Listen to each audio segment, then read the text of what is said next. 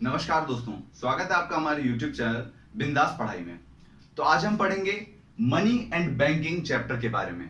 तो ये इकोनॉमिक्स का क्लास 12th का थर्ड चैप्टर है। तो इसमें मेनली हम पढ़ेंगे मनी के बारे में एंड बैंकिंग सिस्टम के बारे में कि बैंकिंग सिस्टम वर्क कैसे करता है, उसके क्या क्या ऑब्जेक्टिव्स हैं, मतलब पूरा बैंकिंग सिस्टम के बारे में हम पढ़ेंगे। तो आइए चैप्टर को स्टार्ट करते हैं। सबसे पहले पढ़ते हैं बार्टर सिस्टम के बारे में। तो ये तो आपने बहुत बार पढ़ चुके होंगे कि बार्टर सिस्टम क्या होता है। It is a system in which goods are exchange for goods. ठीक है, इसमें एक सामान के बदले में दूसरा सामान दिया जाता है। पुराने जमाने में जब मनी नहीं था हमारे पास, तब बार्टर सिस्टम था। और इस सिस्टम में अगर एक आदमी को चावल चाहिए तो उसके बदले में उसे गेहूं देना पड़ता था सामने वाले को, क्योंकि उस टाइम में मनी तो था नहीं। ठीक है, तो बार्टर सिस्टम कुछ ऐसा था जिसमें कमोडिटी को कमोडिटी के बदले में एक्सचेंज किया जाता था। इसको इसीलिए कमोडिटी टू कमोडिटी एक्सचेंज भी बोलते हैं बार्टर सिस्टम को। तो बार्टर सिस्टम को क्यों बदलना पड़ा? ठीक है, मनी का जो इजाद हुआ वो क्यों हुआ? क्योंकि इसमें बहुत सारी कमियां थी। ठीक है, बार्टर सिस्टम में बहुत सारी प्रॉब्लम्स आती थी लोगों को एक्सचेंज करने में। तो वो एक्सचेंज प्रॉब्लम्स के बारे में हम पढ़ते हैं। Drawbacks of barter system. सबसे पहले डबल कोइंसिडेंस ऑफ वांट्स।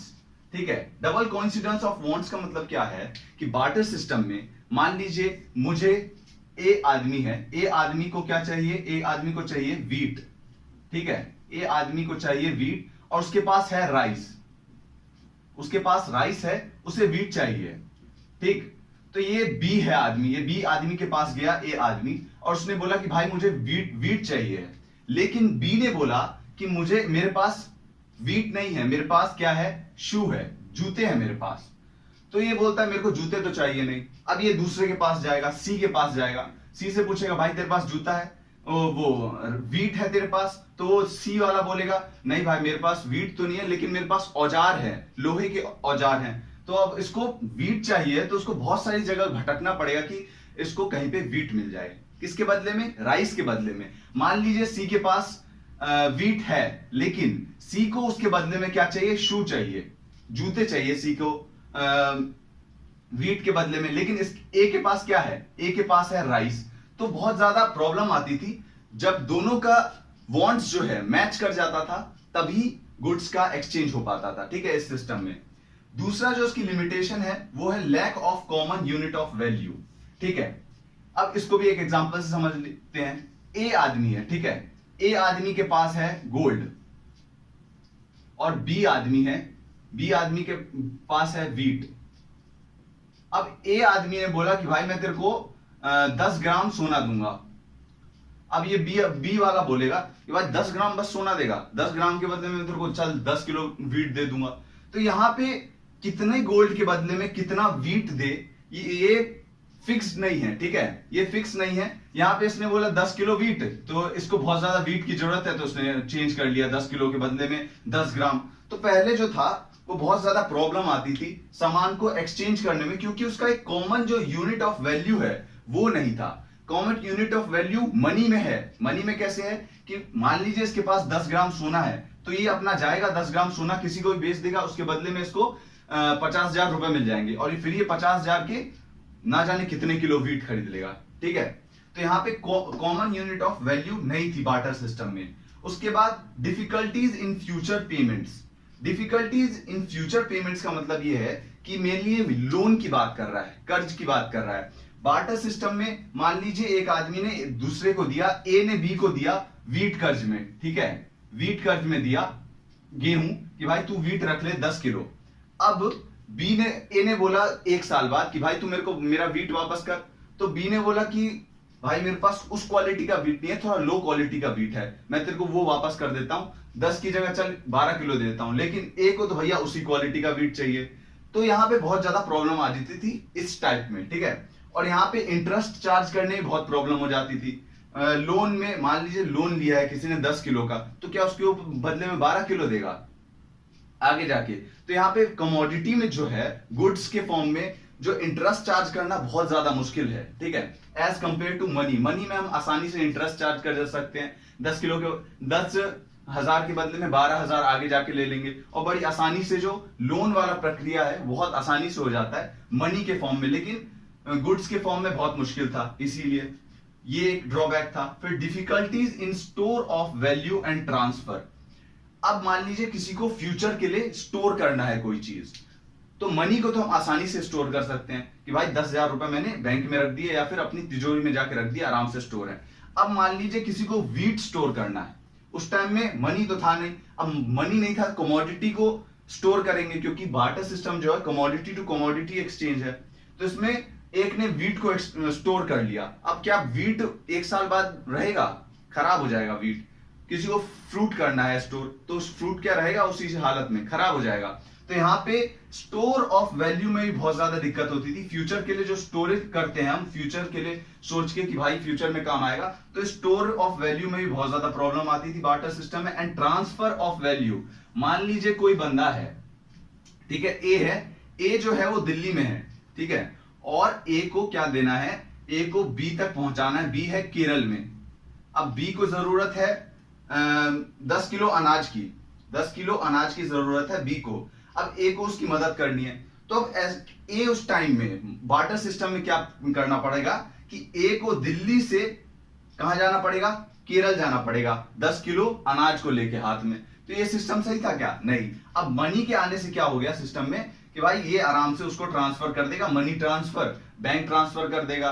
तो बहुत सारे हमारे पास जो ऑप्शंस है वो आज मौजूद हैं, तो मनी में हम आसानी से ट्रांसफर कर सकते हैं। ट्रांसफर ऑफ वैल्यू भी इसमें बहुत ज्यादा मुश्किल थी, हमें इससे पता चला, ठीक है। तो बार्टर सिस्टम हमने पढ़ लिया। तो अब पढ़ते हैं जिसके ऊपर हमारा पूरा चैप्टर बेस्ड है, मनी, ठीक है। मनी के बारे में अब पढ़ते हैं। Money is anything which is generally accepted as a medium of exchange in any transaction in an economy, ठीक है। तो इसका मतलब समझते हैं। मनी इज एनीथिंग मतलब ऐसी कोई भी चीज, ठीक है, ऐसी कोई भी चीज, केवल मनी के वो नोट्स की बात नहीं कर रहे, केवल कॉइन्स की बात नहीं कर रहे, ऐसी कोई सी भी चीज which is generally accepted as a medium of exchange। Medium of exchange का मतलब क्या है? यहां पे मीडियम ऑफ एक्सचेंज का मतलब ये है कि आप अगर मनी किसी को देंगे और उसके बदले में आप उतने वैल्यू की कोई चीज उससे मांगेंगे, तो वो आपको मना नहीं करेगा कि भाई हम मनी एक्सेप्ट नहीं करेंगे, ठीक है। Money is anything which is generally accepted मतलब कोई एक्सेप्ट करे as a medium of exchange in any transaction, किसी भी ट्रांजैक्शन में इन एन इकोनॉमी। आपको समझ में आ गया होगा डेफिनेशन। ये डेफिनेशन आप कहीं भी लिख दीजिए, फुल नंबर मिलेंगे, ठीक है। मनी इज एनीथिंग ऐसी कोई भी चीज जो एक्सेप्टेड हो, जनरली एक्सेप्टेड हो as a medium of exchange किसी भी ट्रांजैक्शन में, उसको हम मनी कहते हैं, ठीक है। तो फंक्शंस ऑफ मनी के बारे में पढ़ते हैं। तो फंक्शन ऑफ मनी बड़े ही आसान तरीके से आप याद कर सकते हैं। जो जो ड्रॉबैक्स थे बार्टर सिस्टम में, जो जो ड्रॉबैक्स थे, वही यहां पे इसके फंक्शंस हैं, क्योंकि वो काम बार्टर सिस्टम अच्छे से नहीं कर पा रहा था, तभी मनी आया, हमारे मनी भाई साहब आए काम में, ठीक है। तो मनी के फंक्शंस हम देखते हैं। मीडियम ऑफ एक्सचेंज, ठीक है, बार्टर सिस्टम में मीडियम ऑफ एक्सचेंज के तौर पे अच्छे से काम नहीं हो पा रहा था, तो यहाँ पे मनी भाई साहब आ गए और इन्होंने बोला मैं काम करता हूं मीडियम ऑफ एक्सचेंज का अच्छे से।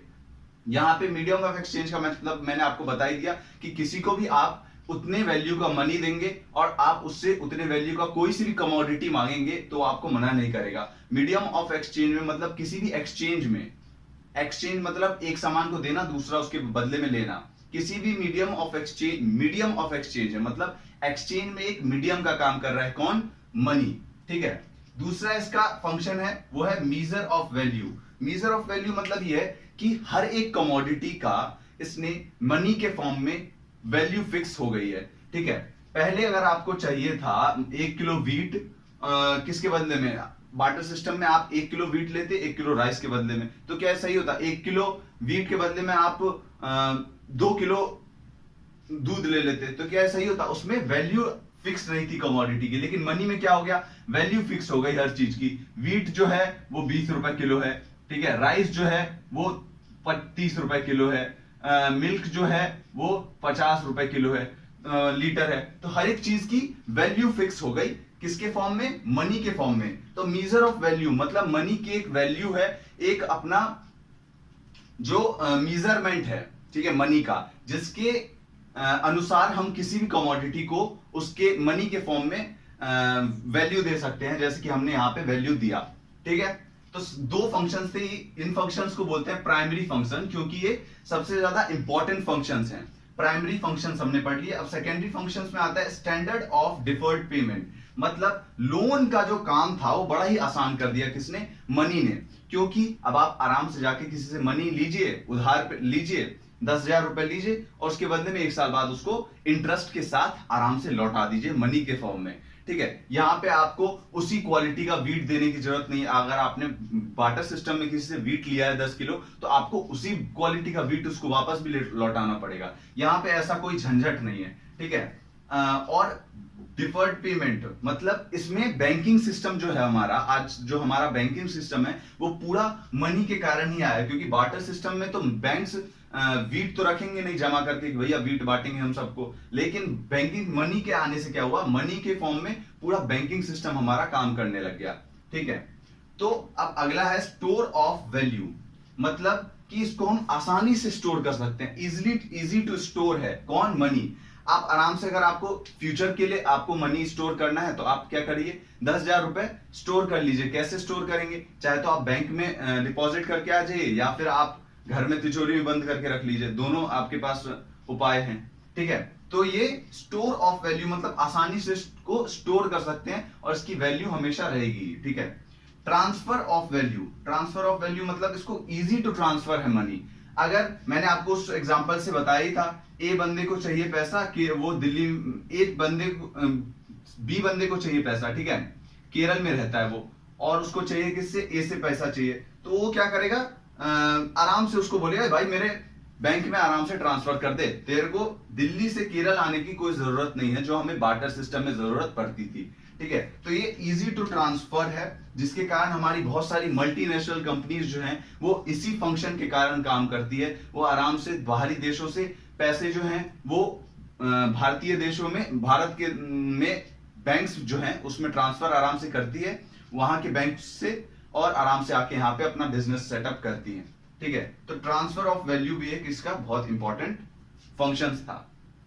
तो अब पढ़ते हैं इस वीडियो का लास्ट टॉपिक, जिसका नाम है सप्लाई ऑफ मनी।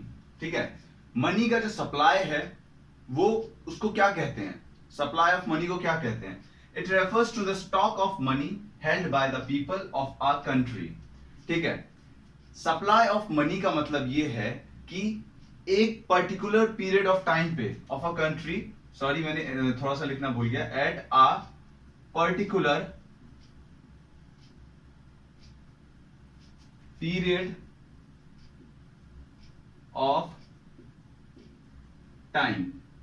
ठीक है, तो it refers to the stock of money held by the people of a country at a particular period of time, मतलब कि एक कंट्री के लोगों के द्वारा उनके पास कितना पैसा है, उनके पास कितना मनी है, उसको बोलते हैं supply of money at a particular period of time. ये वर्ड, ये जो पूरा सेंटेंस बहुत ज्यादा इंपॉर्टेंट है, क्योंकि मनी जो है, सप्लाई ऑफ मनी को at a period of time पे ही हम काउंट करते हैं। ठीक है, और इसको हम क्या बोलते हैं, स्टॉक कॉन्सेप्ट बोलते हैं, क्योंकि इसको एक पर्टिकुलर पीरियड ऑफ टाइम पे एक कंट्री के रेजिडेंट, या फिर हम कह सकते हैं एक कंट्री के जो पीपल हैं उनके पास कितना पैसा है, उसको हम स्टॉक ऑफ मनी कहते हैं। और फ्लो अलग हो जाता है, फ्लो वाला कॉन्सेप्ट। फ्लो ऑफ मनी का मतलब ये हो जाएगा कि एक पूरे साल के अंतराल में लोगों के पास कितना पैसा था, उसको बोलेंगे फ्लो ऑफ मनी। लेकिन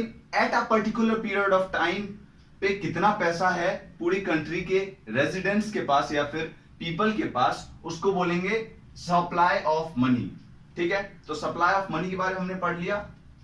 ये जो है एक स्टॉक कॉन्सेप्ट है। ठीक है, फ्लो कॉन्सेप्ट नहीं है, स्टॉक कॉन्सेप्ट है, ये बहुत ज्यादा इंपॉर्टेंट है, याद रखिएगा।